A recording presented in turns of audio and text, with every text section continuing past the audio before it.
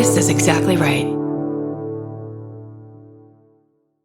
Sometimes the hardest part of therapy is just getting started. For real, which is why having help that's flexible, accessible, and easy to fit into your life matters. And that's exactly what Talkspace is designed for. Talkspace therapy and psychiatry is covered by most insurers, and most insured members pay a copay of $0. Part of the mission of Talkspace is to provide quality care that is accessible and affordable, whether or not you're insured. Talkspace has really made it just a kind of no-brainer to try therapy. If you're nervous about talking to someone, if you're nervous about the money, if you're nervous about leaving the house, you don't have to deal with any of that. They have covered it.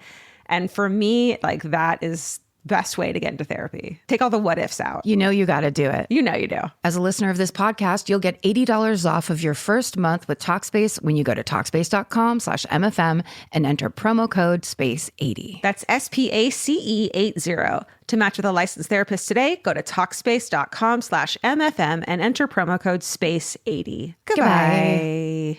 Capture your favorite summer feeling with Pandora Jewelry. Discover a collection inspired by the sunshine, freedom, and moments that make the season unforgettable. From sun-kissed metals to personalized pieces ready to be engraved with your summer mantra. Each design moves with you from beach days to golden nights and every memory in between. Shop Pandora Jewelry's new summer collection in-store or online at pandora.net and let your summer unfold. Goodbye. The Hulu original series Furious is coming to Hulu and Hulu on Disney Plus on July 27th. Starring Emmy Rossum as Alice Black, Furious follows a rookie FBI agent on the hunt for Catherine, played by Lola Pettigrew, a mysterious and calculating female serial killer. While Alice upholds justice, Catherine kills for it, terrorizing the rich and powerful men of New York in her pursuit of vengeance. With secrets that change everything, Alice discovers there's a thin line between hunter and prey. Watch the Hulu original series Furious on July 27th. Streaming on Hulu and Hulu on Disney Plus for bundle subscribers. Terms apply. Goodbye.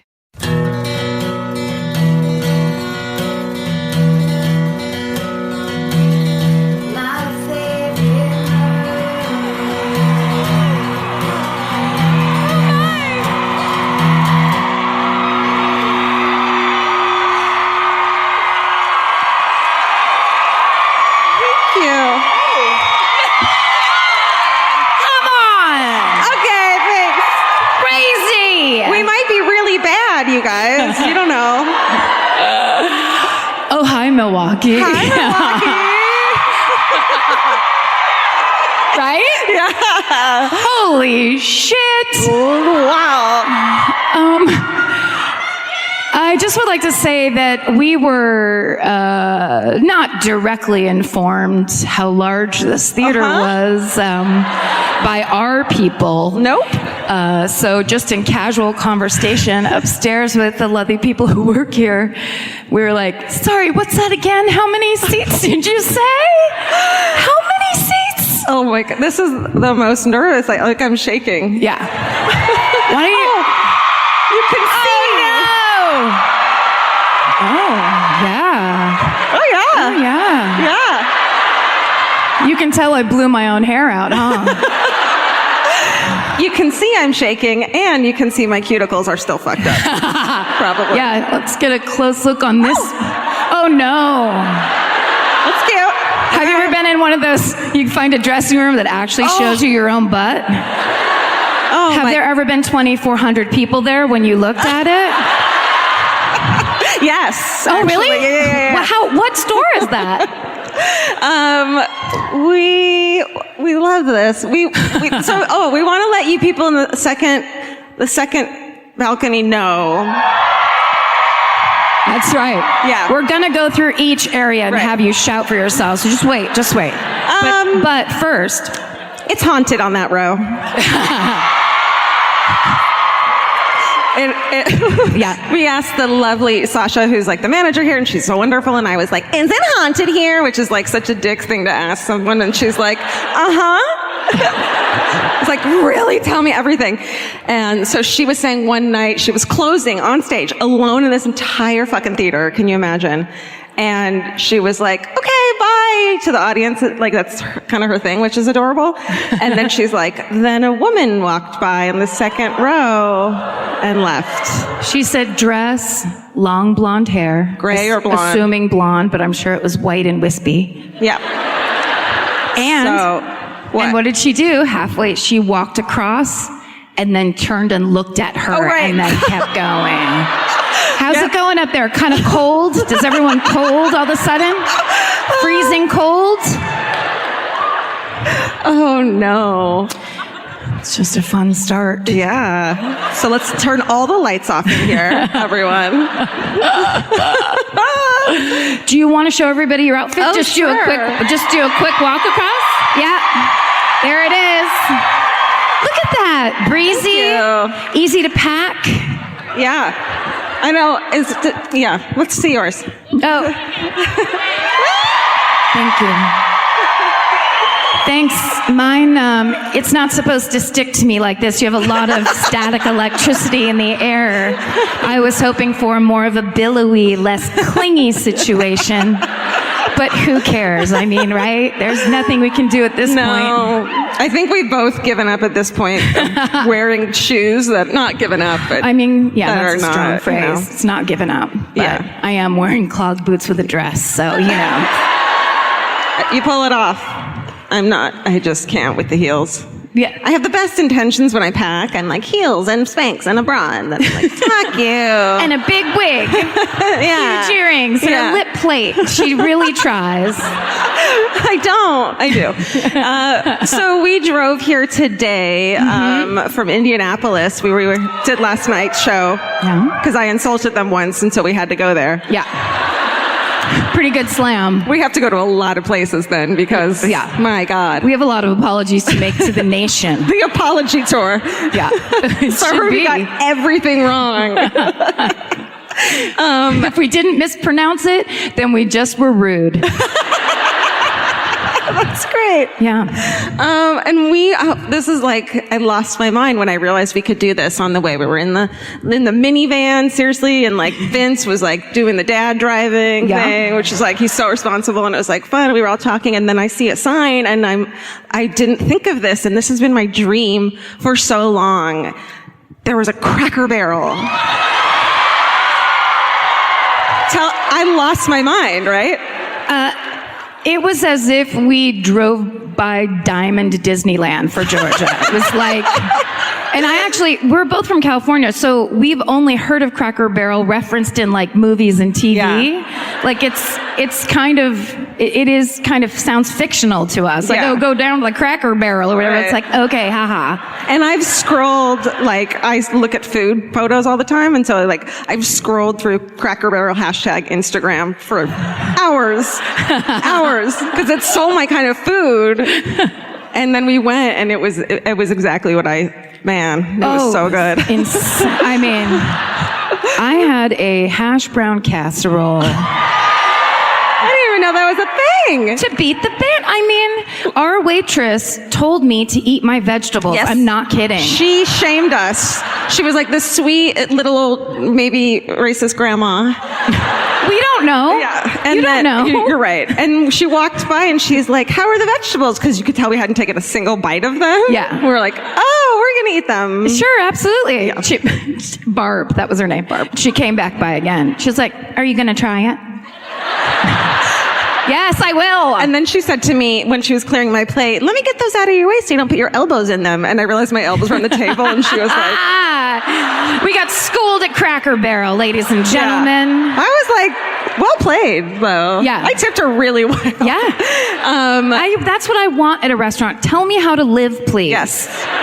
I need it. Yeah, that place was, I lost my mind. Also, we were doing that thing in the gift shop that you do when you're just excited in general, or just like, oh my God, look at this. Yeah. But it's just like a wind chime you could get anywhere. But we're just like, George, I'm going to buy you this. I want to get this for my nephews. And then you're like, I traveled here. How will I get this home? Yes. You know? I was going to buy my niece Nora a rocking chair. It was not a good plan, but I was excited. Carry on. Yeah. And then you don't even need to buy a seat on the plane. That's right. Just fucking right there in the aisle. No drink service on this one. Sorry, everybody. Oh, know, and then a cat gets out of its carrier, and it's a whole fucking Cracker Barrel. Kathy cartoon. It could be fun if we did a Cracker Barrel only tour and we all ate. What about that? We all eat. We have some fucking Lima dumplings. beans. Lima I got beans. lima beans. I'm 100 years old. She was eating her lima beans, and she goes, "There's bacon in these." Like it was like the bacon was super cute. Because in California, they would tell you that because people are vegan, and so they wouldn't just not tell you. Yeah, you can't just. Bacon is never assumed in California ever. You gotta like declare a vegetable, and then they're just throwing bacon in. And you're like, it's good for you. You know how many fucking high school, like, I'm vegetarian now kids have like lost their mind there? Yeah. You know, like, there's nothing I can eat on the menu. Like, shut the fuck up. And their parents are like, pick the bacon out. Pick the bacon out. Eat around it. Eat around the bacon if you don't like it. You'll be done with this in 3 months. So pick it out. Yeah. That was good. Yeah. We also stopped at a travel oasis, which truly was an oasis. What a gorgeous idea you all had to build an Auntie Anne's pretzel store over a freeway. Thank you. I had an ice cream cone because I'm also 5, even though I'm also 100. And it was that thing of, it was like, oh, we've got to get ice cream here at McDonald's. We can't get it anywhere else but here, the travel oasis. Yeah. When am I going to have a vanilla cone at home? Never. No, it's never going to happen. I'm not going to be driving. One last thing about the travel oasis. I was just going to say, we had just finished at Cracker Barrel. I had the cornflake oven baked chicken. Thank you. I can be reasonable sometimes. Again, my kale salad. Barb told me eat it, and the casserole I already riffed on. I had eaten that maybe 9 minutes before, and we walked in, and I was like, I should probably get a pretzel, though. I probably just because we're driving, and what if we get stuck in a ditch? So bad. Can you guys? I'm suddenly really self-conscious that I have lipstick on my teeth. And you guys could see it. Just like when Sade was on SNL that time and she had lipstick all across her teeth. No. That's for the 40-year-olds. What's that? Yeah. That's a lot of you. Don't think about that fucking screen at all. You just can't. There we go. Don't do it. You just got to squint a little. Mm-hmm. Uber, tell me. Don't turn your head to the side. Oh, so, look, Steven has been doing my travel planning. Is that for travel or for Steven? It's for Steven. Yeah. Steven. He's not here. I know. Sorry. That was like it was scripted and badly done. It was like half of the people leave. I know. I was gonna. She's angrily storming out. She was only here for Steven. Oh my God. Mention Steven. Oh, Steven's not here. Oh. Yeah. Then bring him out. No, sorry, that's not going to happen. And then it's just kidding. God, let's do that one time. Yeah, we have to. Oh my God. We have to. It's on our writer that we need a 6-foot black tablecloth so we can surprise people with whatever we want. God. It's a tiny Cracker Barrel. Okay, so Steven planned my travel. And Georgia planned her own travel, so we ended up at different hotels, which is super weird. And it makes it look like we're Fleetwood Mac and we hate each other. Like, that's what I would think if I was like, oh, she's staying there, and she's, this must be bad. I'm just really controlling and can't leave anything up to anyone else because I'll have a panic attack if anyone does anything wrong. And I'm exactly the opposite of that. If I have to do it, I'm like, I can't do it. I didn't end up going on that tour. Because I can't open that page on Travelpedia or whatever. So, driving from Indianapolis, you don't know this, driving from Indianapolis to Milwaukee, the time changes. Oh, yeah. Backwards? Yeah, an hour back. No, I'm telling you. Backwards? So, that took us a bit to process. Mm-hmm. We go upstairs. I start working on my murder. Just so you know. It means the world to me, but I can't actually type it down until like 45 minutes before we come to the theater. It's a mental issue.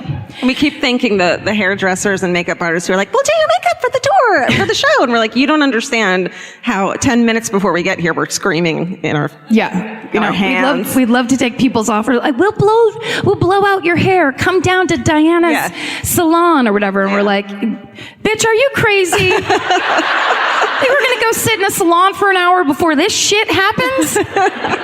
Sorry, that was strong. So,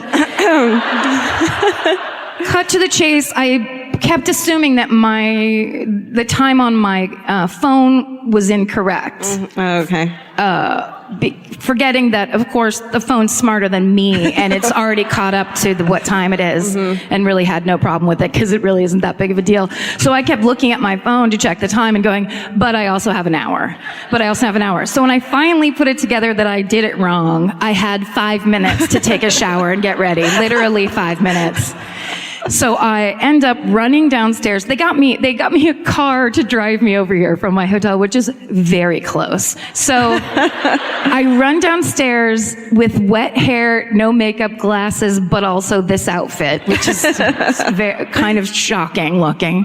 And I run through the lobby and outside. No one's there. I call the number I have for the car place, and the loveliest woman is like, oh, honey, he's standing in the lobby waiting for you. I run past him. In a kind of a wet-haired panic. Oh, he's like, thank God that's not. Oh. He's like, whoo! I don't have to deal with that weird crackhead that just ran by. Oh, no, you do. You do, Steve. Get out here. So Steve comes out, lovely smile, wonderful man, very tall. And he's like, you're going to get right in here. Opens the door. I get into this insanely beautiful, like fancy BMW, very nice car. Wow. And we essentially drive around the block kind of a little bit. We just took a little tour, and then he pulls down the thing, and he comes and opens the door for me, and I look over, and there's two women that are standing across. Was it you guys? And it's not them. They're probably standing there just on the sidewalk, and I get out of the car like fucking Rihanna. Holy shit.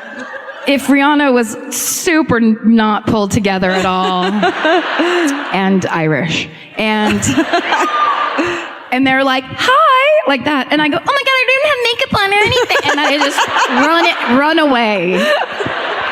Oh, my makeup, bye. So hi. What I meant to say was, hi, how are you? Thank you for waiting on the sidewalk. Nice. She's not as nice as she seems on the podcast. She's really superficial about makeup in real life. Yeah. Well, I got here all made up in a like really old Honda Civic. So, ooh, she's pissed. No, I'm good. I don't have airs, you know what I mean? Like, I just want to seem like a normal person. You're super grounded. No, that's true. You're the one that's grounded and real. You're the Christine McVie of the situation. For sure. Okay. Yeah. I'm also realized that one of the reasons I'm shaking is because we the fucking green room in this place. Guys, if you can figure out a way to play here, I would do it. Yeah. We go backstage sometimes and it's like, there's like Trident and like a coffee pot if you want to make coffee and like bottles of water. If you brought coffee. Yeah, totally. And then we go back there and I'm like, is this a restaurant? It's just like a restaurant looking thing. Yeah. And they're like, here you go. And whoever, like, they're a murderino because they set up the whole place to look like a crime scene. There was a body drawn on the ground with tape that said victim on the side of it. And there were like evidence bags on every table that correlated to the serial killer picture that was on the wall of the guys. There were local serial killers. It was crazy. What if it actually had been a crime scene? And we're just like, this is amazing. They're like, don't take it down. Like, what do you mean? We don't know what your podcast is about. Please don't step there. Don't step there. Now our DNA is everywhere. Georgia walked me up to the wall with the art installation of serial killers on the wall, and we're like looking at it, and then she's like, and this correlates to that or whatever, and then I just felt this thing of like, I'm getting more and more nervous, so I'm like, oh, I don't like this at all. This is expectations. We're way up here. We don't do that well with my God. But also, Listen, we're not bragging. We are as amazed as you are. There was a barista. What the Yes. fuck? I can't even get someone at Starbucks to fucking smile at me. And we had a barista. Alex, thank you the for barista. really over-caffeinating us. Yes. I feel good. I feel great. This is going to be good. Right? Yeah, for real. Very cool. Also. And then, should we sit down? Is it time to sit down? Oh yeah, let's sit down right now. Okay. Yeah, is it time to sit down? Yeah. Thank you. That's a nice chair. What that really means is, are we sick of standing? Yes. This is quality. Yeah. Oh Jesus! Just not. This might be a room and board chair. I don't know what that is. Ooh. Yes. So last night in Indianapolis, someone gave us backstage, someone gave us these like really fucking sweet, thoughtful presents. They gave me a travel mug that had a Siamese cat on it. Mm-hmm. And I was so sweet. And I brought it on stage out as my like drink. And I was like, I'm going to bring this. This is going to be my new thing. I'm going to bring it. It's going to be my show mug. And cause Elvis is here and I fucking forgot it already. I walked out the hotel room and was like, oh shit. That's just how I am like that. My plan that I declared to the public is over. In one fucking... And then when we were first traveling, I was like, I'm going to put a note in every Bible in every hotel. Remember? I said that? Oh, yeah, that's right. I did it in one. Oh. I don't have follow-through. It's not my thing. You got to pick something that you can do. Like a podcast? Yeah. There you go. Got anything else? We also got cupcakes that had our faces on it, which is pretty weird thing to eat your own face. I'm just saying. But very on brand. Yeah, so that's true. It is true. Should we read our murder? Should we tell some stories? We're going to tell you some murder. This is, I mean, if you're into that. If you're into true crime. This is my favorite murder with Karen and George. By the way.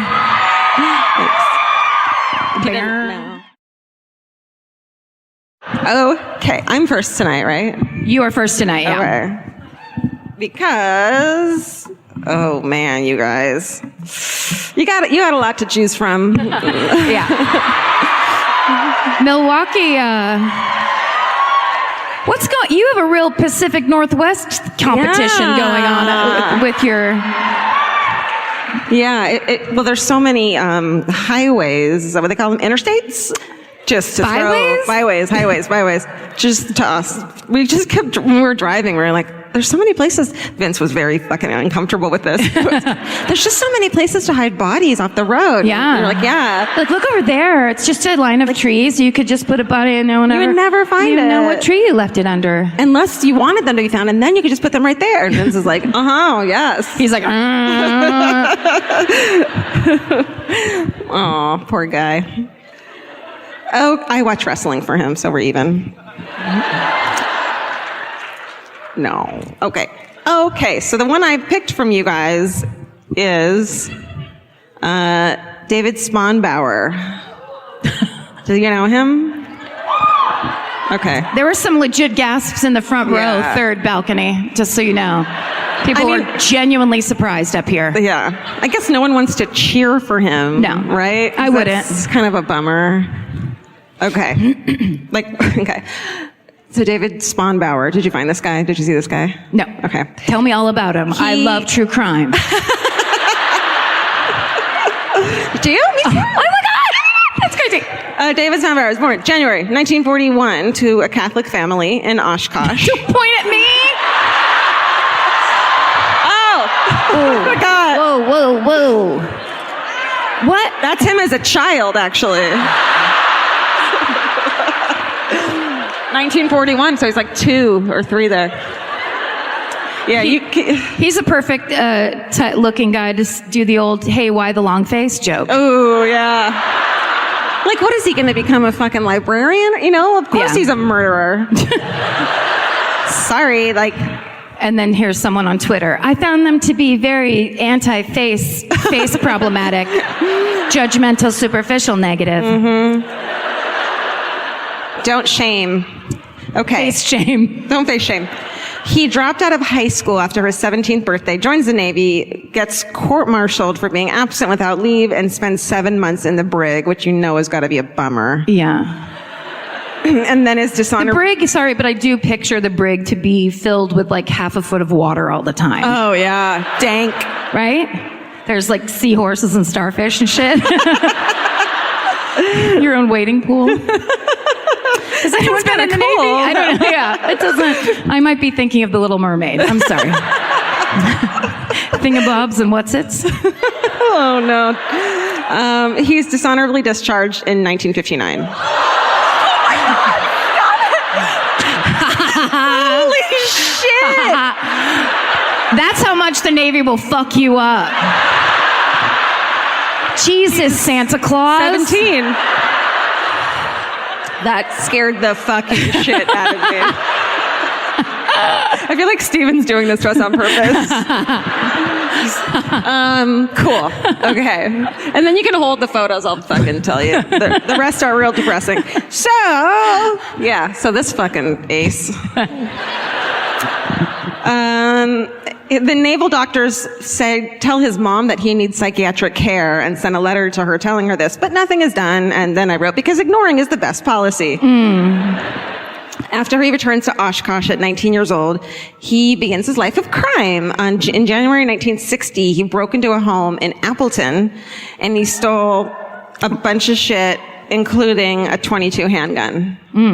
And I feel like that's going to come back later. You think? Yeah. It's going to come back in the next sentence. Oh. That quick. Don't have to wait. That's nice. A night later, he robbed another house in Nina with a 22, with the same .22 caliber. With that .22 caliber gun? When we talked about that a sentence ago? Same one. That's called a callback.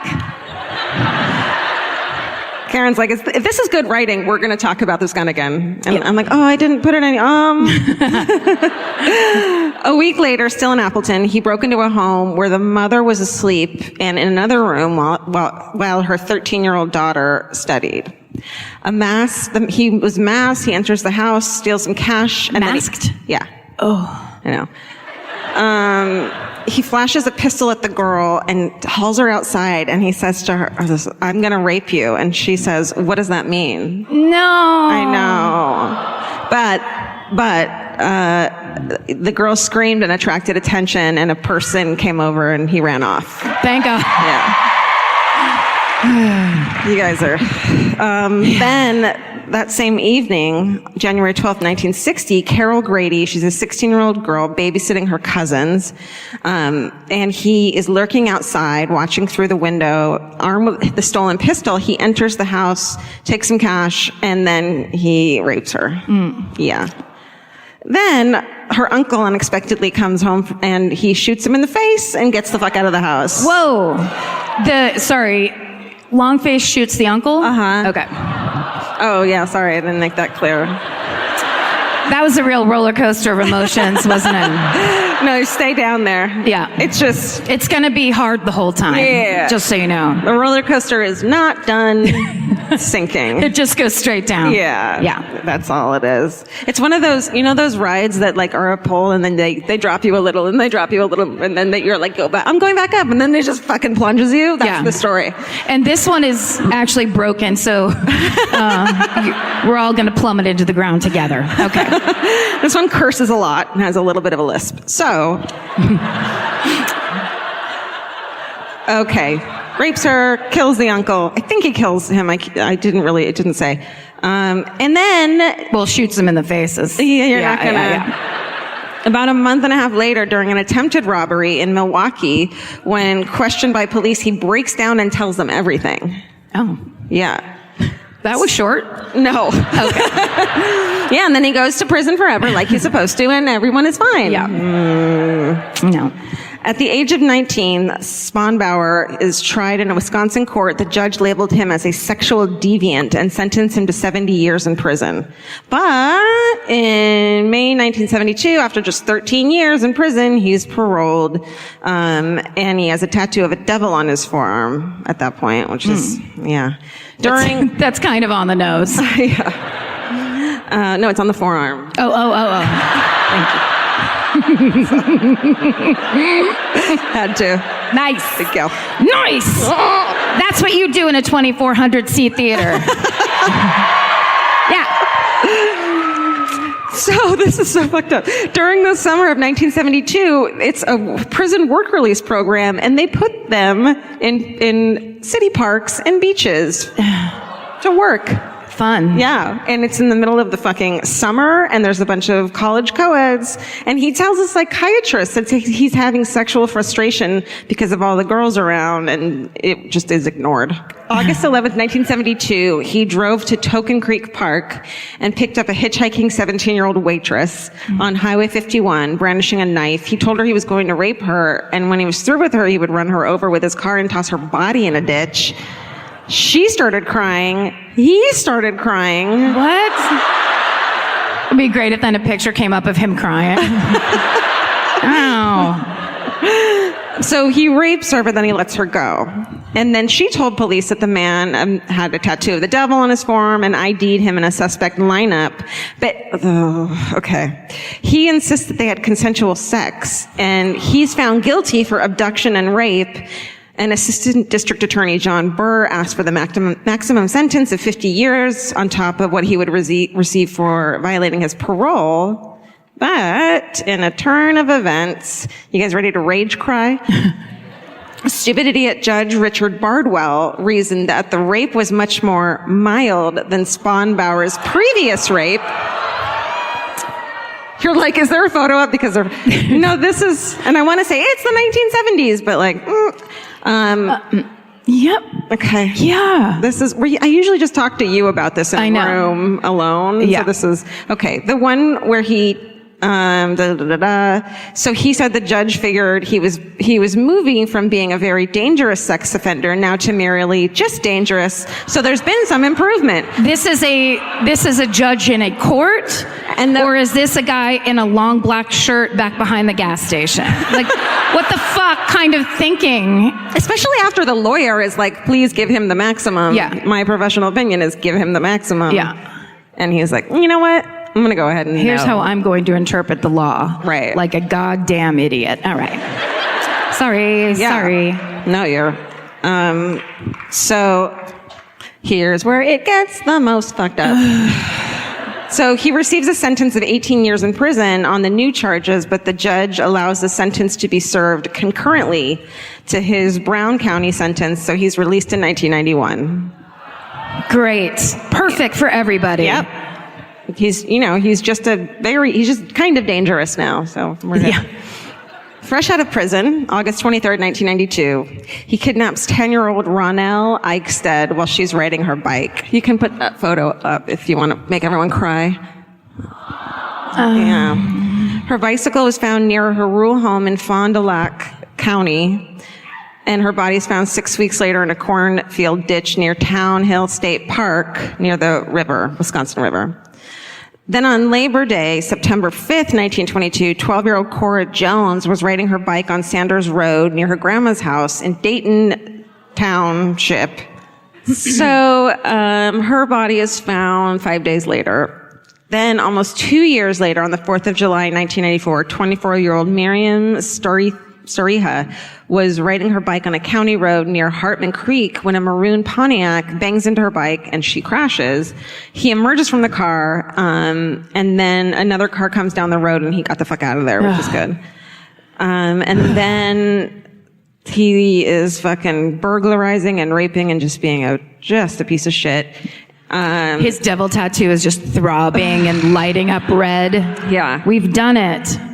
So then on November 14th, 1994, Jared Argall went to his home in Combined Locks and discovered a man breaking into his house. He gave chase and tackled and wrestled Spanbauer into submission. And when the police arrived, they arrested him on burglary charges. Whoa. This guy fucking ran after him. What was his name again? Yeah, Gerald Argall. Nice. Yay. Jerry. This does end on I gave it a positive spin at the end, so right. it's okay. Yours is really funny too, right? So we're good. While in custody, police noticed the tools in his car matched the 2 home invasion rapes that had happened earlier that fall. The police kept their interrogations, and after 4 days, he confesses to kidnapping and killing the 2 little girls. And he is found guilty for first-degree intentional homicide in the Jones and Eichstead murders and guilty on all other counts, and was given a total of 403 years. Oh, shit. Yeah. Finally. Yeah. And this was in the 90s, so it was like 25 years later. Yeah. So Carol Grady, who's the 16-year-old babysitter who had gotten raped way back in 1960, she hadn't known that he had been released from those charges against her. And when she saw the footage of this arrest for the murders, she got so fucking pissed off that she had never been notified that he even got out, that she campaigned for truth in sentencing and victim rights advocacy. Yeah. That's right. Yeah. So in May of 97, Carol Grady spearheaded a truth in sentencing proposal, and it means that felons would serve the time they are given, no early release. 20 years is 20 fucking years. The bill's passed. That's what it says in the bill. And 20 years is 20 motherfucking years. Yes. So the bills passed and encompass any, sexual assault, kidnapping, false imprisonment, incest, all forms of sexual exploitation or exposure of children. And so that passed in 97. And then fucking Spanbauer died in July of 2002 at Dodge Correctional Institution. Liver disease. Yeah. And that's really a story about Carol Grady kicking ass. It is. That's awesome. There are some questions humanity may never be able to answer, like, what's the meaning of life? Or even worse, what do I make for dinner? Luckily, Hungry Root has one of those covered. Hungry Root is like having your own personal shopper and nutritionist all wrapped in one. They'll take care of the weekly grocery shopping and recommend groceries and meals tailored to you. Imagine a world where shopping, planning, and cooking food is simple and stress-free. That's a reality with Hungry Root. Once you tell them about your goals and preferences, they fill your cart with personalized recommendations. And those recommendations get smarter as Hungry Root learns more about what you did or didn't like. Most of Hungry Root's recipes can be made in just 15 minutes or less. I complain about dinner and cooking and that kind of stuff constantly, and Hungry Root provides exactly the thing I'm complaining about's solution. Like, they make a zesty chicken avocado sweet potato bowl that is exactly what I want at the end of the day, but would never, ever take the time to make. And with Hungry Root, it's just right there. It's waiting for you. For a limited time, get 40% off your first order, plus get a free item in every box for life. Go to hungryroot.com/MFM and use code MFM. That's hungryroot.com/MFM, code MFM, to get 40% off your first box and a free item of your choice for life. Goodbye. This podcast is brought to you by Squarespace. Every successful small business starts with someone saying, I wonder if people would actually buy this. Squarespace gives you everything you need to find out. From consultations to events and experiences, you can showcase your skills with a customizable website designed to attract clients and grow your business. With Squarespace's collection of cutting-edge design tools, anyone can build a beautiful, professional online presence that perfectly fits their brand or business. Get paid on time with professional invoices and online payments. Plus, streamline your workflow with built-in appointment scheduling and email marketing tools. Head to squarespace.com/murder for a free trial. And when you're ready to launch, use offer code MURDER to save 10% off your first purchase of a website or domain. Goodbye. Every piece of furniture you own has a story. Sometimes it's an heirloom, and sometimes it came with the house because it was too heavy to move. If you're ready to start a new chapter with your home decor, there's Article. Article makes it effortless to create a stylish, long-lasting home at an unbeatable price. They take great care in curating their collection, focusing on pieces that stand the test of time. We've talked about Article for a long time. There are pieces in that catalog that are so affordable that are room changers. And if you go through there and there's like a little something you don't even realize you need it until you see how they have stuff set up or what style combinations that they're doing, where they do the boho chic, there's mid-century, it's a little bit modern, it's something new.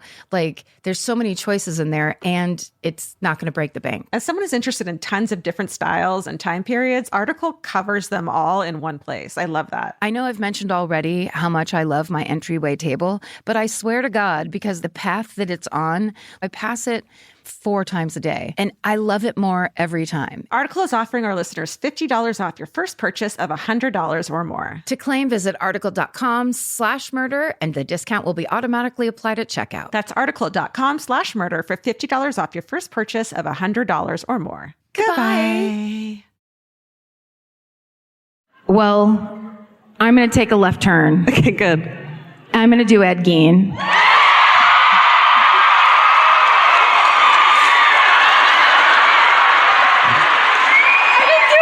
But I did it. I do it again. You do it. It's pretty great. Karen's going to do Ed Gein. That's how you do it. I was just like a fountain with a single. I just like there's just a puddle. Yeah, we're going to have to. We'll clean that up. We'll clean that up. Yeah. That's us. That's on us. Yeah. Actually, and here's what I need to say. Just from the get-go, I actually, if I was, like the real true crime people, would just be like, and this is true, it's actually pronounced Ed Gein. No. That's the correct pronunciation. No way. Yes, way. That's the correct pronunciation. But if I'd gone, I'm going to do Ed Gein, people would be like, what the fuck is she talking about? Like a vagina? Yes. I can say that because he's a serial killer, and I have no filter.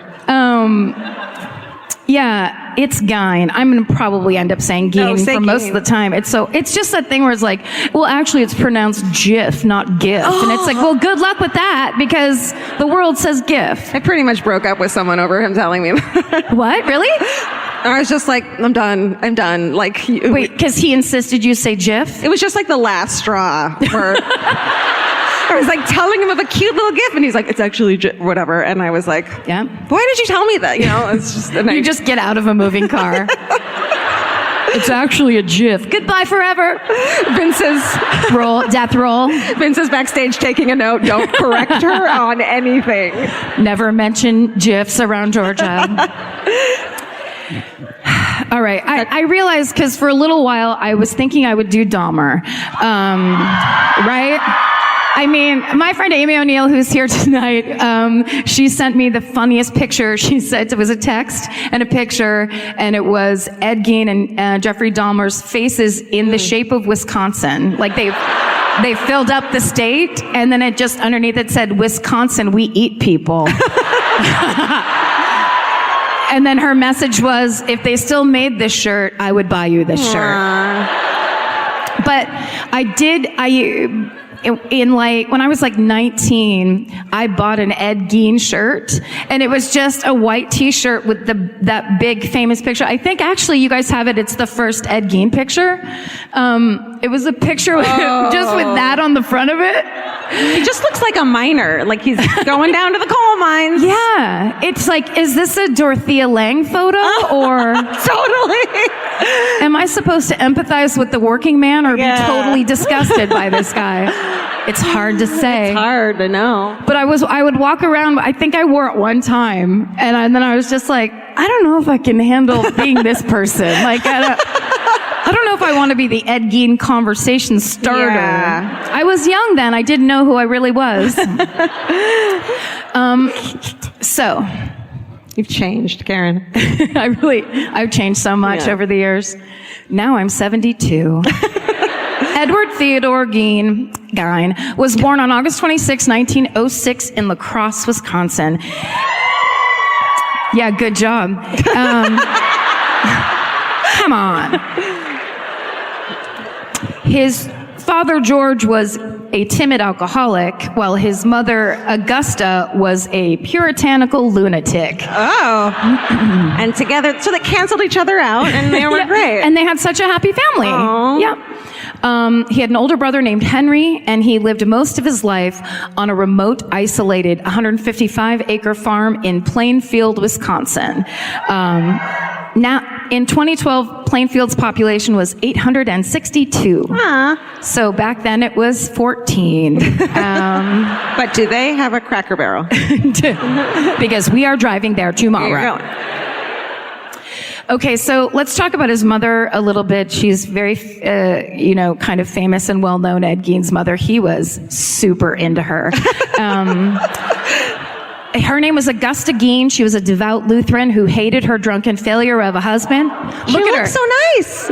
No, look at the eyes. Look at the eyes. Oh my God. It looks like a Disneyland photo when they the eyes follow you when you walk by the room. Haunted house photo. Yeah. Except that necklace is pretty fucking sweet. It does. It looks like a Halloween store 3D photo where when you start looking, it's like, oh no, it's a skeleton with fangs. Oh my God. Augusta. Look. Augusta, I have bad news about your son. Oh no, honey. Her eyes are on fire with the Lord. Oh. Man. I can't get over it. I found that picture and I was just like, I want to stare at this picture for the rest of my life. Taunted. She was positive she was what right. if Sasha came out and was like, that's the woman I saw. That was the woman on the second floor. That was the ghost I saw. I love her. Oh my dude. Okay. So, devout Lutheran, hated her drunken failure of a husband, but she believed divorce was a sin. Oh. So instead of making her life better for herself, she decided to make it awful for everybody else. Happens. She became mired in misery and religious obsession, and she didn't want any outsiders influencing her boys. So after school, Henry and Ed had to come straight home, do their chores around the farm. They were not allowed to have friends or date, and their house never had electricity. Ooh. I don't know why that detail is the one that really put a chill down my spine. You know why? Just growing up in candlelight. Oh, it's got to fuck you up. With Augusta's her? eyes, all like, let me read out of the Bible to you. So every room you pass look at by. Can you imagine at night you have to pee and you just have to pass by all these like dark rooms with a candle? It's dark in the daytime. Look at Yeah. those windows. Yeah. Jesus H. Yeah. Oh, there was a gnarly basement in there too. Oh, they have like 3 sub-basements. Yeah. Yeah, they were like, when they were putting in electricity, they went by and they're like, Augusta, we can hook you up. No, thank you. Nope. We're going to keep it super dark. Like Jesus wants. So, every night after dinner, she made them participate in a thing called Bible time, where she would read to them out of the Old Testament for hours about how the world was a bastion of perversion and profanity, and that all women were instruments of the devil and natural-born whores. Oh. Or as I like to imagine her saying it, hooers. They're all hooers. It's like a 10-year-old and an 8-year-old. Whores, I told you. Mom, it's actually sex worker. Shut up.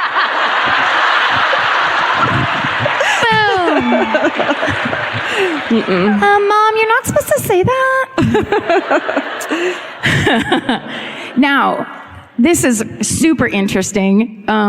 Census records indicate that Augusta became pregnant with her older son, Henry, before she was married to George. Uh-oh. Which back then, as we know, would have been a major scandal, and maybe it was even illegal. So she fudged the dates and got married before anyone realized what was going on. Got a big old baby, right? And that's right. Who's the whore now, Augusta? Eyes, crazy eyes. Isn't that always the way? I saw us close up with those eyes. Those weren't meant to be close up. No. Eyes. They were, because it was back then, it was there. Look at them. I should have had Steven zoom way in on the eyes. Or do a GIF where we just keep going into her eyes. You guys her get eyes. hypnotized and then you're like, the show was great. It was wonderful. We loved the show. Karen and Georgia. Of course they can play a 2,400 seat theater. No. Yeah. Why not? Okay. So, okay. I slut-shamed Augusta. Good. That's out of the way. Little revenge on Augusta. So Ed himself was said to be, as a child, quiet, effeminate. He had odd mannerisms like laughing to himself in the middle of class for no reason. I mean, it's like saying, please punch me at recess. Yeah. And he had a droopy eye, and the kids called him Milksop. Oh, what's that? I don't know, but it's so fucked up. Yeah. It's just so mean. No, yeah. It's like you're soaked in milk or something. Yeah. I don't know. It's a Wisconsin thing. Oh, yeah. They say it all the time. They say it all the time. They say it so much. Okay. So on April 1st, 1940, I wrote, Ed's booze bag dad died from booze. I got a little carried away while I was typing. And then I wrote, Augusta was like, yay! I can finally be myself. Eyes. So then to help earn money, the boys, who are now, closer to actual grown men, they started getting odd jobs around town, like chopping wood for neighbors and babysitting. That's odd. Yes, that's an odd job for Ed Gein. Odd job. Yeah. Ed Gein was a babysitter, which I thought would be an amazing fan fiction storyline for the Babysitters Club. If anybody wants to do that. Oh my, Stephen, write that down. Stephen. Write that down. Like, are you sure you want Ed to be in the club, Stacy? Yeah. Claudia, he took the babysitter's oath. He gets to be in the Babysitters Club. That's good. Yeah. That's a good one. I actually had to text my friend Julian McCullough, who's a comic, who actually did read all 35 books of the Babysitters Club when he was the son. And I was like, can you give me some Babysitter Club names so I can write this joke? Because he's going to listen to this and he's going to get real pissed off. Yeah, I would think so. Okay, anyway, now that his dad was dead, Ed could have his mother all to himself, which is what he wanted. He doted on her. He loved her. It was all about Ed and Augusta 24/7. And to the point where Henry was like, you guys. He was bumming out. He was starting to realize that maybe Bible time wasn't for him anymore. Like, he started dating a divorcee who had kids in town, and he was like saying to Ed, like, what are you doing? This is weird. So then on May 16th, 1944, while Ed and Henry were burning some brush on the property, the fire that they started to, I guess, do some kind of a back burn, or I don't know, a farm burn, the fire got out of control. So Ed ran to the sheriff and he was like, we need help to put this fire out. And they get back to the fire and the fire's out, but now no one can find Henry. And so when the sheriff asked, did you go check up at the house to see if Henry went back home? Ed just didn't say anything. And so then they said, well, maybe we should search the property to see if he's still here on the farm. And so then Ed just led them directly to Henry's dead body. Which Holy was shit. Which was out where the fire was. But interestingly, he was face down on the ground, and he was in a patch of scorched earth, but his clothes were not burnt in any way. They, of course, didn't suspect foul play, and the doctor said he died of asphyxiation, and so sorry to you, the Geins. Bye-bye. We'll send a casserole over. So at Henry's funeral, Ed Gein was reported to have been saying things to people like, Henry would have been a great disappointment if he had lived. Oh my God! Like, play a fucking role for a minute, dude. Just hold off for an afternoon, Ed. Oh. And then he was also saying to people, well, it's just me and Mama now. Oh. Ed. Mom's like, fuck. I mean, I'm crazy, but this guy. But I'm not into my son. Okay. So a year and a half later, Augusta has a stroke, and Ed is her nurse. He takes care of her day and night until she dies. And that's when he loses his shit, as we all know. That he becomes the Ed Gein that we know and love in a way that seems sick, but actually is more fascination and interest. It's not respect. Yeah. We don't want to have dinner with him. Yeah. We know he's a bad person. Doesn't make us bad people. Yeah. We don't love serial killers. No, Mom. that's crazy. Coworkers. Mom. We don't friends. Good friends who should understand me better. Yeah. Okay. Like, you're allowed to have Babysitters Club, but I can't have murder? That's perverted. You know I don't what say mean? anything to you. Yeah. Except in front of 2,400 people. Oh, yeah, except for right now. Right. Okay. So now he's a middle-aged man who has been isolated his entire life on a farm with no electricity. And everything was fine? And everything turned out fine. A man who believes that sex is bad, that women are bad, that the outside world is evil. Well, is he wrong? Well, no, you're right. He's right. So the first thing he does is board up the 3 rooms that his mother used. So the entire upstairs he boards off, and then he boards off her bedroom and the parlor, the living room, whatever. Any place that she used to go, now no one can go. And those rooms were kept exactly as they were when Augusta died until the house burned down. Spoiler alert, they fucking burned the house down. It's such a great, when you read it, they're like, oh, he was arrested. Everyone knows he was arrested, but he was arrested. And then there were the talks that they were going to turn it into, oh, they're going to make it into a tourist attraction or whatever. And like the next day, it's like burned to the ground. Everyone's like, I seriously haven't seen anything, and I don't know what happened at all. Can you imagine going into, like, being the cop who pulls the board down and walks into that fucking room? What if the green room upstairs is actually based on the parlor with the barista? She had a barista and everything. She had really good tortilla chips. Yeah. Like legit guac. I mean. And an NBA Jam video game. Yes. Oh my God. She had. But they didn't have electricity. That doesn't make sense. Okay. Sorry. Let's go back.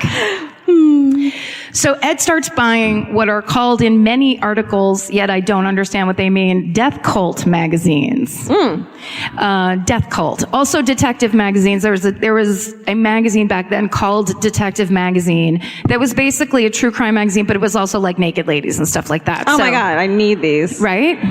Yeah. We need to order them right now. Yeah. Not the current issues, like the, vintage. It's vintage. You open it and it's just like a huge centerfold comes out. Anyway, he's basically getting into all the things his mother said. You can't ever look at this. Obviously, that's what humans do. He especially liked reading about Nazis and cannibals. One night, around this time, his neighbors invite him over to dinner because the mom of that family was like, I just worry about that Ed Gein sitting up in that farmhouse all by himself. Yeah. Lost his whole family? That's amazing. I'm not even going to try to do it. Guys, I love Fargo. It's such a great film. Do it again. All that for just a little bit of money. So they invite Ed over for dinner. Well, it goes as you would imagine because Ed's never been around people or electricity. And they had also invited a female relative to be at the dinner, which apparently Ed just stared at her like he was, some say, undressing her with his eyes. Some would argue he was doing other things, like skinning her with his eyes. Needless to say, the dinner ended relatively soon, and a couple nights later, the young boy in the family wakes up. He's being held in a chokehold, and this intruder is whispering in his ear, asking where this female relative is right now. And the little boy tells his family, I think it was Ed Gein. And then they're like, oh, wow. And they never tell the police. What? They don't want to be rude. Don't make a fuss. Oh my God. He's, look, he's our neighbor.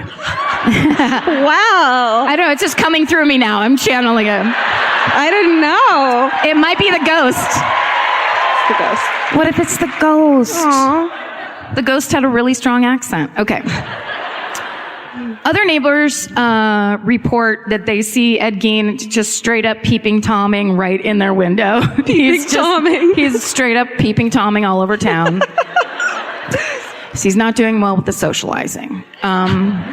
So then, in 1954, a tavern owner named Mary Hogan disappears. The police find blood on the barroom floor, and they suspect foul play, but the case goes cold. And later on, when Ed overhears some locals talking about Mary's disappearance, he says, "Oh, she's not missing. She's at my farmhouse right now." And He like, what the fuck? but instead they're like, "Ed, you fucking nut. Get out of here." Oh, milksop over here. Oh, the milksop. Him and his jokes. Milksop. Okay. So then 3 years later, on November 8th, 1957, a woman named Bernice Warden disappears. She owned the local hardware store, and this hardware store had been closed all day, which was unusual, but most people in town thought maybe it was because it was the first day of deer hunting season. For real, they're like, oh, Bernice. It's a holiday. She loves to get a good 10-point buck and then come on back to the... But her son Frank, who was also the deputy sheriff, when he can't get a hold of her, he goes to the hardware store. He finds the cash register is open and there's blood on the floor. And when he looks at the receipt book, the last thing that happened in that store was a bottle of antifreeze was sold to Ed Gein. Holy shit. Yeah. So a little while later, they find him at the grocery store and they arrest him. And then they go out to the Gein farm. And there in a shed next to the house, they find Bernice Warden's decapitated body. And it is hung upside down and dressed out like you would a hunted deer. Holy shit. Mistakenly, yes. You did not look clicked at on this. that fucking picture. Are you fucking kidding me? It is. Don't put it. Don't no, look no, up no. there. You look up like you're like, and you look how Everybody, horrible. Merry fucking Christmas. It's the worst. It's very, very, very upsetting. I don't recommend accidentally looking at it in your hotel room while you're by yourself. Wow, I feel like lightheaded. Yeah. Well, really? Then you might want to lay on the ground because I have some stuff to tell you. I have some bad news. That's not it? Yeah. Apparently, so what Ed Gein did, he went into that hardware store, he took a .22 rifle off the shelf and shot her with the rifle from her own store. So when they searched the house, I'm just going to read you a list of what the authorities found. I thought that would be fun for everybody. Everyone sit back. Let's hear it. They find there's a pot of water on the stove, and inside it is her heart. That's just walking in the door, friends. There is a wastebasket made of human skin. There's human skin covering several chair seats. There are skulls on his bedposts. Holy fuck. There are skulls sitting around with the tops sawn off. There are bowls that are made of skulls. He just did skulls every way you could. He really liked bowls, I guess. He was... I mean, I guess what else are you going to do with a fucking I mean, that's right. Yeah. A candle holder, maybe? Yeah, maybe. Or, I don't know. You stick like mail in the front, in the eye socket. We're being insensitive now. We're being that's just simply incorrect. He made a corset from a female torso skin from the shoulders to the waist. He made leggings from human leg skin. No! I just pictured that in... Yeah. Well, turn that picture thing off because he made masks from the skin of female faces, heads. What the fuck? He had Mary Hogan's face mask in a paper bag. He had her skull in a box. He had Bernice Warden's entire head in a burlap sack. And he had 9 vulvae in a shoebox. Oh my God. Yeah. That's the outer pussy, everybody, if you don't. I feel like there's people that don't know. Don't you think there's a couple people that are like, what is that, the elbow skin or whatever? Don't you think? Oh, yeah. You know? Yeah. It would have less impact if you weren't... Is that thing when you talk and Is it that wobbles? Oh, I need to get my vulvae removed. Stop it. Someone brought their dad, I bet. I know, Jesus. There's definitely at least one person that was to their friend like, you have to come. I know you've never heard it before, but you're going to love it. Yeah. Last night, a girl whispered in my ear when she was leaving, I'm on a Tinder date right now. I was like, yes, you're not going on a second one, honey. That's a special section of Tinder. Yeah. Of course, there's the belt made from female nipples, the famous. We actually had a lovely fan murderino send us a crocheted version of that belt. Which I forgot to put on Instagram, but yes, it is gorgeous. It made me laugh. When I realized what it was, I laughed so fucking hard alone. I scared the cats. I was alone. Yeah. Because when we opened it, it was like this, we were like, what's this, a cat toy? And we were kind of like, what's this? I guess it's nice colors or whatever. We were kind of just like that. And then I went to take a photo of it after they left, just to send them, I still don't know what this is. And then I looked through my lens and I was like, oh my God. And then I started laughing. I was like, we have the best listeners. Fucking This American Life doesn't get shit like that. Right?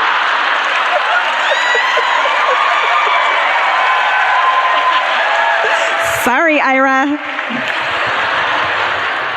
or if they do, they call the police or something. Sidetrack. Four noses. Getting right back into it. Right?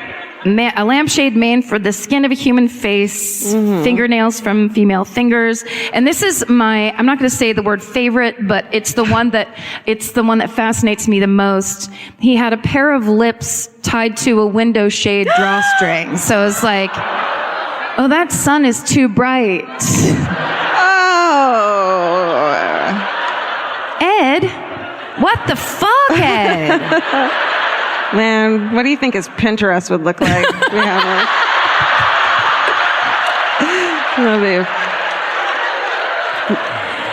That'd be a bummer. You guys don't tell anybody what we said tonight, okay? Please don't tell anyone. Please. Let's keep it between us. Yeah. Okay. Please. So when they question him, just so you know, they photographed all these things, sent it to the crime lab, got what they needed, and then it was all destroyed. So none of this could get out. Yeah. So if you ever are like, oh, I just bought Ed Gein's nipple belt, you've been conned. Because they were immediately like, this is the worst of human existence. Well, put the woman flayed on the internet, but everything else needs to be destroyed. Just, can I get a one lips window thing? I don't know why. I just think it's interesting. Okay. I don't. So when he's questioned, Ed Gein tells investigators that between 1947 and 1952, he made as many as 40 nocturnal visits to 3 local graveyards. It's a town with 600 people, and they have 3 fucking graveyards. Wow. What's happening? He would go there and he would exhume recently buried bodies. So what he would do, he would look in the paper in the obituaries. And if there was somebody who died that was a woman who was around the age his mother was when she passed, Augusta, you've done it again, coming back into Ed's life. He would go and dig up that body or go take a couple parts that he wanted. He also made a point to tell the police that he would return a lot of the jewelry. Good of you, Ed. Yeah. Good of you. What a gentleman. He also said that when he would go there and do that, he was in a dazed-like state, which is like, oh, really? You weren't normal? You weren't sharp as a tack? And he also told the police that he left the graves in apple pie order, which, what the fuck kind of saying is that? Oh my God. Apple pie. I left them all in the apple pie. You wouldn't believe it. So... Okay, so Sorry, I lost my spot. This is the biggest paragraph with things like face, skin, and nipples in it that I've ever read. I'm just like, oh my God, past Which that. nipple was I on? Okay, so what he was doing, as we all know, and it has been taken, Ed is the reason that you got super scared when you watched Psycho, when you watched Silence of the Lambs, and when you watched Texas Chainsaw Massacre. That's all this fucking lunatic's doing. Because what Ed was trying to do was make a woman suit so he could be inside his mother's body. A psychologist would just take that one apart really quick. I think in like 10 minutes. Yeah. I mean, yeah, it's just an argument against reading out of the Old Testament. Straight into your child's face with no lights on and not letting him have friends or sex or anything, obviously. Let your child have sex.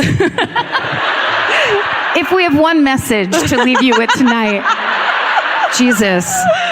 Oh, that was the night that they got arrested. Seriously. Just for speaking. We knew it should end on a green room like that, though. And we'd really go out on top. Yeah. So basically, he would put this lady suit on and put the face on his face, go into the backyard. He had like an incantation dance he would do under the moonlight. He was fucking nuts and all alone, way out in the country. When the cops asked him if he had sex with any of these dead bodies, he said, no, they smelled too bad. Oh. So they're like, I'm sorry, you fuckface. You can... Suddenly you have standards. Okay. Yeah. All right. And then in that interrogation, he admitted to killing Mary Hogan, the tavern owner, because he was in the tavern and he heard her talking and he thought she had a foul mouth and that she didn't deserve to live. Oh shit. Yeah. So we'd be dead. Yeah, would we or would we fight him off? We'd fight him off. I would pull out a Bible and be like, guess what? I can read the Bible too, Ed. Now you have to do what I say. Okay. So this is what he said when he was interrogated by District Attorney Earl Killeen. He said, quote, I started to visit graveyards in the area regularly about 18 months after my mother died. Most nights I would just stand and have private conversations with Mama. Other times I couldn't make myself go home without raising one of them up first. Maybe on about 9 occasions I took somebody or part of somebody home with me. Now I don't even know what accent I'm doing. It was kind of an evil spirit I couldn't control. That's where the apple... Oh, sorry, the saying is, he left the graves in apple pie order. Apple pie order. So there was a piece of American cheese on every grave. Local jokes get local work. Okay. And he basically said that the reason that he did it was he had an uncontrollable desire to see a woman's body. Oh, Ed, that's natural and normal. Yeah. You don't have to make a woman suit to look at a woman's body.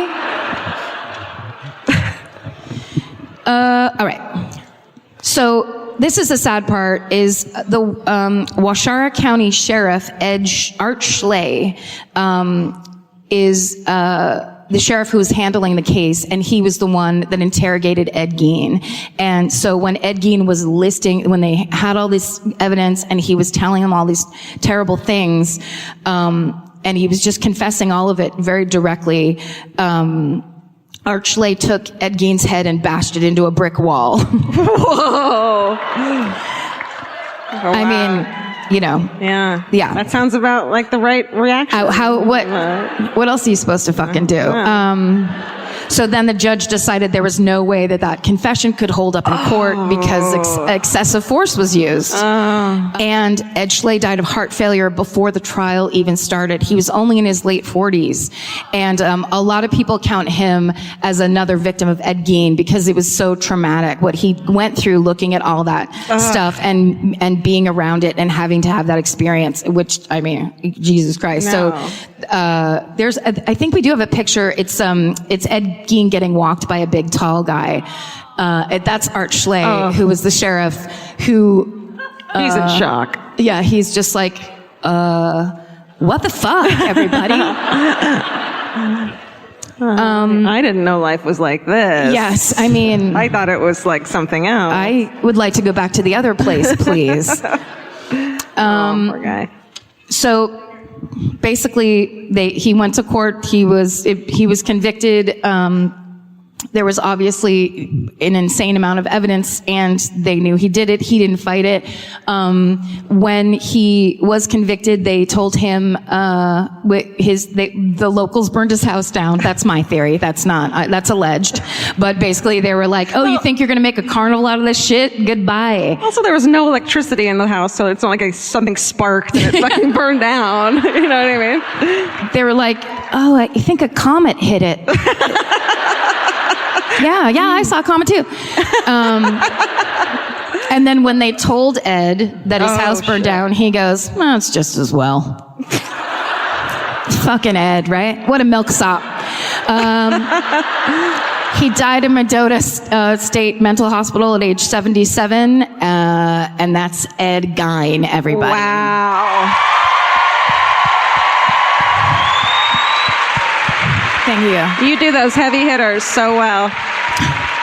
You do. That's why I didn't do Dahmer. I was like, she's going to do one of the big ones. I'm going to let her do a heavy hitter. That's right. That's how we do it. You can have them. I'm going to do the horrible child killers that are recent and horrible. Yeah. That's how we do it. Yeah. I mean, that's our Cagney and Lacey kind of setup. That's how we like to do it.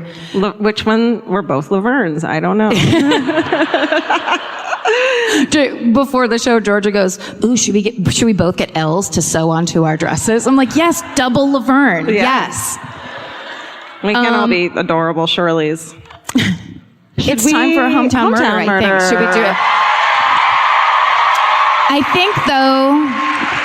I think we know. Sorry, I do think we know because there's someone that sent a Twitter, and it's someone. I memorized the name, and then I got all caught up in my rock and roll lifestyle upstairs. It's the person who sent the tweet whose dad texted them about Ed Gein, and there's a series of texts, and they tweeted and said, "We've got your hometown tonight. If you want to hear it." I didn't know you were. I was like, "Don't tell me, surprise me." I kept it a secret. So if you are here and you know what I'm talking about, will you come down here? Usually there's a screen by now, and that's an honor system. So don't try to lie your way through it once you get up here. I think your name was it Tracy? So yell if. Is it Sarah?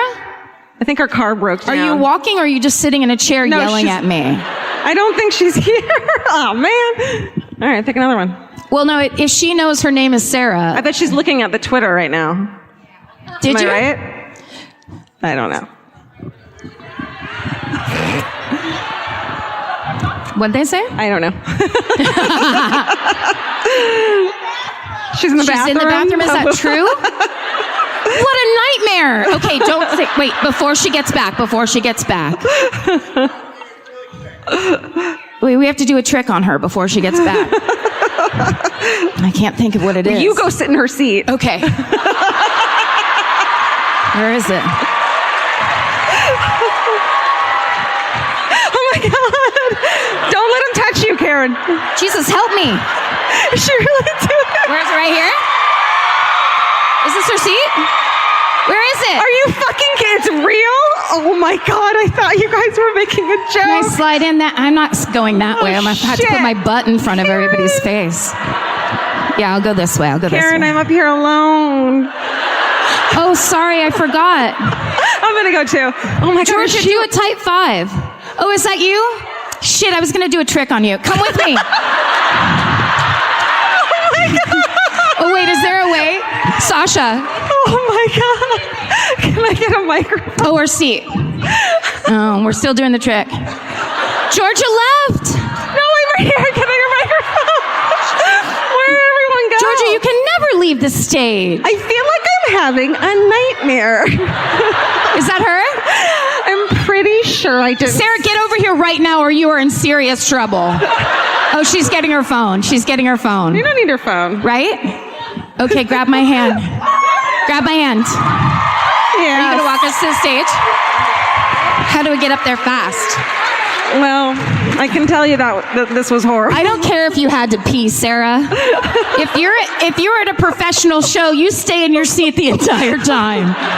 It doesn't matter. What are the fucking chances that the one person we called out, Yes. the one fucking person is peeing? The chances were 1 in 2,400. Thank you. Yeah, that makes, I don't know math.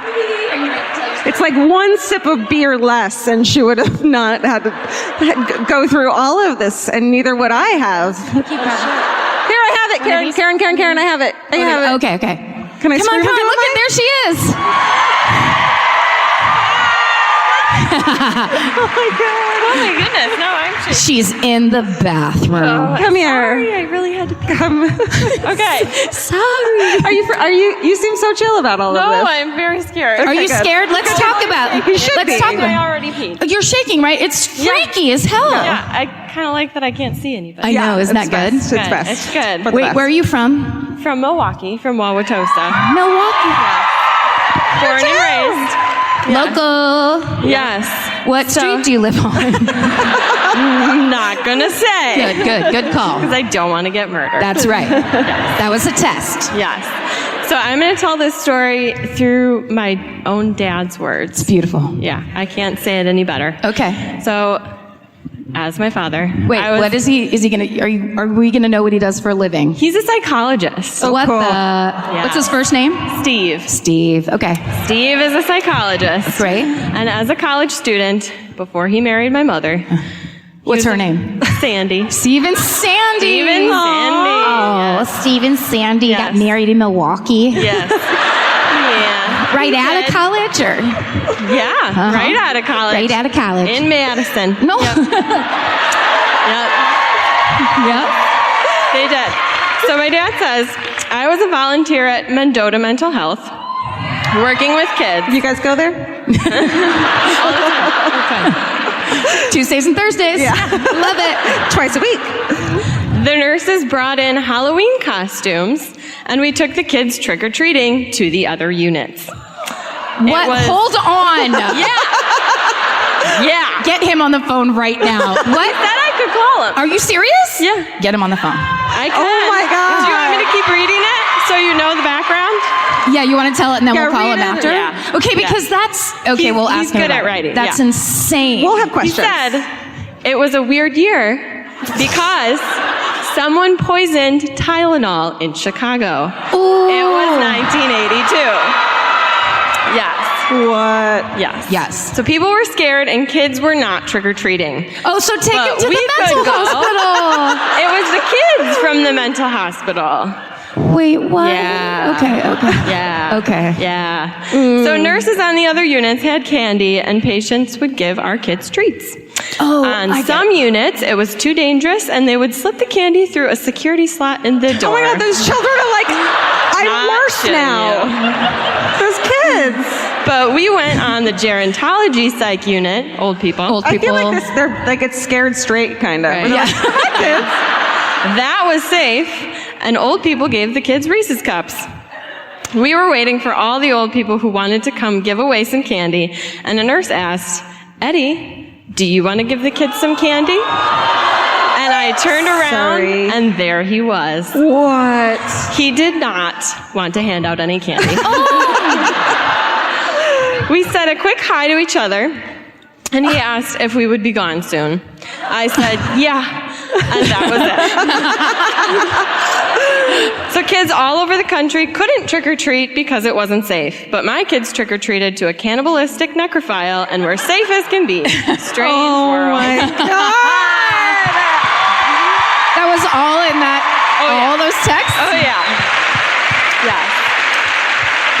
Can we get him on the phone real quick? Yeah. Oh no. Because that was a gorgeously written series of texts. Okay. Dad cell, it says. Huh. Yeah, he better answer. You better. It's on you. Should I put him on speakerphone? Yes, you should. Oh no.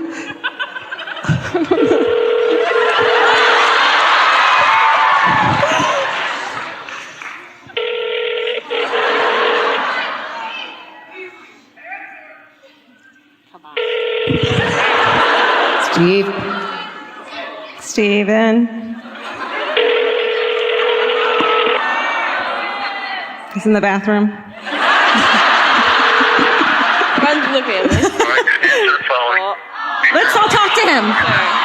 You gonna leave him a message? Yeah, we are. At the tone, please record your message. When you've finished recording, you may hang up or press 1 for We're just more gonna hang up. options. Then we'll scream. Steve, this is everybody at the Riverside Theater right now. You said I could call you. We're here. Got your daughter. We've got your daughter. And we're having a great old time. Bye. Thank you. That was all. It's okay. Amazing. She didn't. Man, That hurts. these last 10 minutes have been the worst of my life. She was nervous. She just wanted to leave. I guess she's a Karen. Vince said to me, I'm going to give you a tip for if you're losing the crowd, I'll give you a baseball tip for a Green Bay baseball tip. Oh. To tell them so they'll get back with you. Yeah. What? It's football. Is that football? I just put it together in my head. You know what? I actually don't give a shit. Was that the tip? Because it worked great. They left On my it. side. No, he's dying, I bet you right now. He said, just tell them I'm named after Vince Lombardi. You like me again? What an amazing baseball tip that was. Fuck yes. I was so scared that I was saying the wrong team from like a different state that I was like, oh, football? Okay, whatever, I don't care. It's a different sport, fine. You were positive it was going to be Minnesota, right? Yeah. You kept saying Minnesota. She got the state perfectly fine. Yeah. The state was exactly right. And that's what matters. You guys, this show has been fucking incredible. Wow. Thank you so much. Roller coaster. Honestly, Roller coaster. it was. There was highs, there was lows. We were very, very nervous to come out here. Yeah. But you knowing guys that were amazing. twice the size Thank of you. every show we've done. Thank you. And thank you for being the first city where there was such a demand for tickets that they moved the fucking location.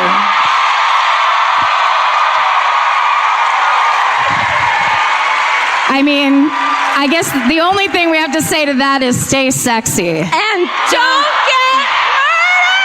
Thank you. Bye.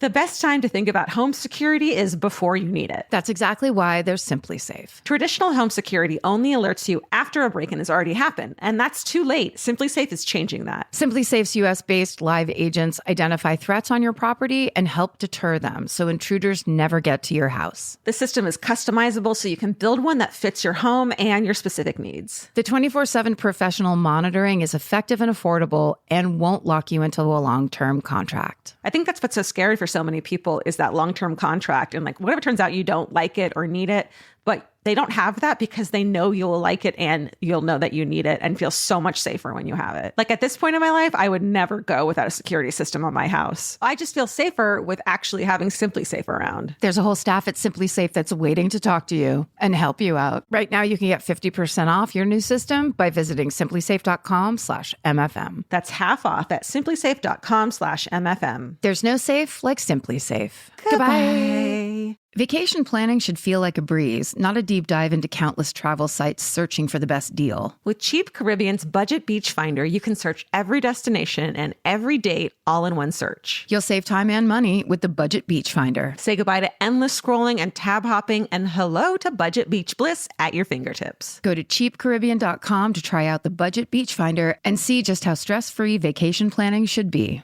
Goodbye. Capture your favorite summer feeling with Pandora Jewelry. Discover a collection inspired by the sunshine, freedom, and moments that make the season unforgettable. From sun-kissed metals to personalized pieces ready to be engraved with your summer mantra. Each design moves with you from beach days to golden nights and every memory in between. Shop Pandora Jewelry's new summer collection in-store or online at pandora.net and let your summer unfold. Goodbye.